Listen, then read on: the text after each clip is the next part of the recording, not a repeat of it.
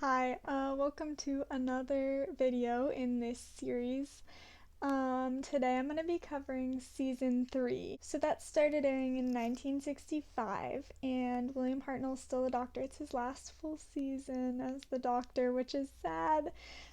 His companions switched out a ton in this season, but in the serial I'm going to be talking about, Dodo, for the most part, she's not really there. And then it also introduces the companions Ben and Polly. So I'm just gonna get right into it. If you watch any serial in season 3 of classic Doctor Who, you should watch The War Machines, and here's why. I do feel like I should give a sort of a note on the Daleks master plan, because I feel like a lot of people think that that's the best serial of season 3, and I've also definitely seen it called the best serial of the entire first Doctor run. And okay, I feel like this is going to be controversial. It's one of those serials where it's 12 episodes long. The pacing's not great. The writing's not great. I feel like it could have been done in like 8 episodes. And it feels to me like one of those weird, like, fanboy badge of honor episodes. Like, oh, if you don't like, like trekking through 12 episodes of not great pacing and not great story writing, then you're not a real classic Doctor Who fan. Like, honestly, to me, that's sort of that weird sect of fandom where the more inaccessible and the more difficult to get into something a bit of material is, like, the more niche and like more praise you get for enjoying it. I don't know, definitely not saying this right, and this is obviously not a slight at all on anyone who genuinely likes the Daleks master plan. I just feel like it's a weird side of the classic Doctor Who fandom that I sort of wanted to address, because I don't think that this show should be about pushing yourself through like long and difficult storylines just like to have that like badge of honor, like I've seen it and I liked it. Like, I think it should be about fun. That being said, if you do think the Dalek Master Plan is fun, go right ahead. Good for you. Anyway, getting into the actual story that I'm going to be talking about. The War Machines is 4 episodes long. The pacing is amazing, the writing is great, and a couple of things really make it stand out to me as the best serial of the season. The first of which being they clearly had a pretty good budget.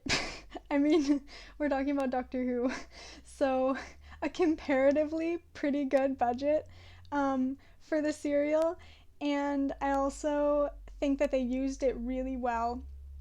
There's a ton of really great like wide shots. There's a ton of really great on location filming. Even the sets that they do have are great, and it's just like it makes it really atmospheric, and it really like puts the audience right into the story.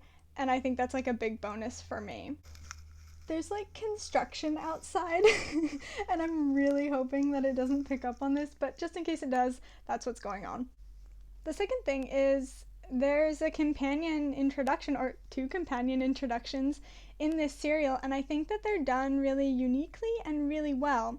So the characters of Ben and Polly are introduced in this serial, and the way that it's done feels really real and really like modern to me. I mean, like modern 1960s speaking, but their introduction felt different from other companion introductions in that it was fresh and it was new, and they're young, and it was just this really cool modern introduction of these 2 cool modern characters.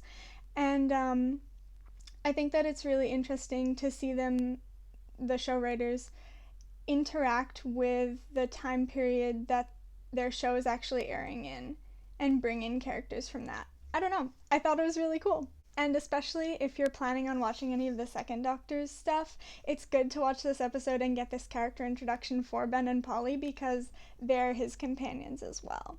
And the last thing for me is the Doctor's character writing. Like, the first Doctor has this magnificent character arc over the course of his 3 seasons, and right now with the War Machines, we're sort of coming to the end of that character arc. I think he has 2 more stories until his regeneration, so we're really sort of at the end of that character arc. And the way that they wrote him in the War Machines could not have made it clearer how far his character has come and how much, like, development they put into that character, and it's just brilliant. Like, to take him from this sort of, like, secluded, like, researcher character in his introduction in An Unearthly Child, and then bring him all the way through all of his companions and everything that they taught him to this. I mean, he's a hero in the War Machines. He's a hero. And it's just brilliant, and there's so much gratification watching that and knowing how far his character has come. Oh my god, the moment. It's the end of the second or third episode in the serial, and it's sort of widely cited as the Doctor's first hero moment. I literally get chills every time I watch it. I'm not kidding. One of the War Machines, so one of these big killer robot things, is coming towards him, and there's a bunch of people there, and he just steps out in front of them and is just staring the War Machine down. And it's just like this great moment, and it totally shows how far his character has gone. And I just think that his character writing in that serial is brilliant. This one feels like it's been sort of a short one, but I mean, that sums it up pretty well. Yeah, the War Machines are incredible. I'll see you guys next time. Bye.